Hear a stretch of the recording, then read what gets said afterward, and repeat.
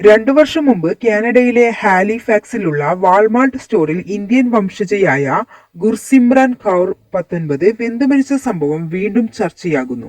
Police അന്വേഷണം അവസാനിപ്പിച്ചെങ്കിലും മകളുടെ മരണത്തിലെ ദുരൂഹതകൾ നീക്കണമെന്ന ആവശ്യവുമായി അമ്മയായ മന്ദീപ് കൗർ ഇപ്പോൾ രംഗത്തെത്തിയിരിക്കുകയാണ്.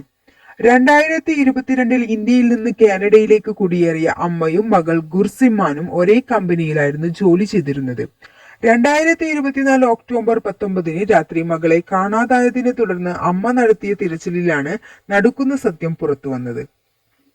ബേക്കറി വിഭാഗത്തിലെ വലിയ വാക്കിൻ ഓവന് ഉള്ളിൽ തിരിച്ചറിയാൻ പോലും കഴിയാത്ത വിധം കത്തിക്കരിഞ്ഞ നിലയിലായിരുന്നു മകളുടെ ശരീരം.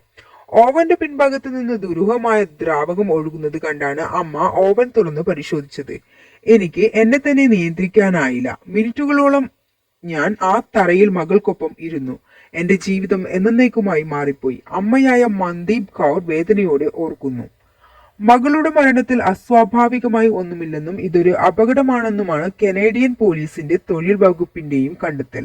ഓവൻ അകത്തുനിന്ന് തുറക്കാൻ കഴിയുന്നതാണെന്നും സുരക്ഷാ ലംഘനങ്ങൾ നടന്നിട്ടില്ലെന്നും ഉദ്യോഗസ്ഥർ അവകാശപ്പെടുന്നു. എന്നാൽ ഈ വാദങ്ങൾ കുടുംബം പൂർണ്ണമായും തള്ളിക്കളയുകയാണ്. ഗുർസിമ്രാൻ ഒരിക്കലും ജീവനൊടുക്കില്ല. ഓവൻ തനിയെ അടഞ്ഞതാണോ അതോ ആരെങ്കിലും പുറത്തുനിന്ന് പൂട്ടിയതാണോ എന്ന കാര്യത്തിൽ ഇപ്പോഴും വ്യക്തതയില്ല. നീണ്ട 18 മാസത്തെ അന്വേഷണത്തിന് ശേഷവും കുറ്റകൃത്യം നടന്നതായി തെളിവുകളില്ലെന്ന് പറഞ്ഞ് പോലീസ് കേസ് അവസാനിപ്പിച്ചു. മകളുടെ മരണത്തിന് ഉത്തരവാദികളായവർക്കെതിരെയും വാൾമാർട്ട് അധികൃതർക്കെതിരെയും നിയമ നടപടി സ്വീകരിക്കും. സംഭവത്തിന് 3 മാസങ്ങൾക്ക് ശേഷം കമ്പനി വീണ്ടും തുറന്നു പ്രവർത്തിക്കാൻ തുടങ്ങിയത് കുടുംബത്തെ കൂടുതൽ വേദനിപ്പിക്കുന്നു.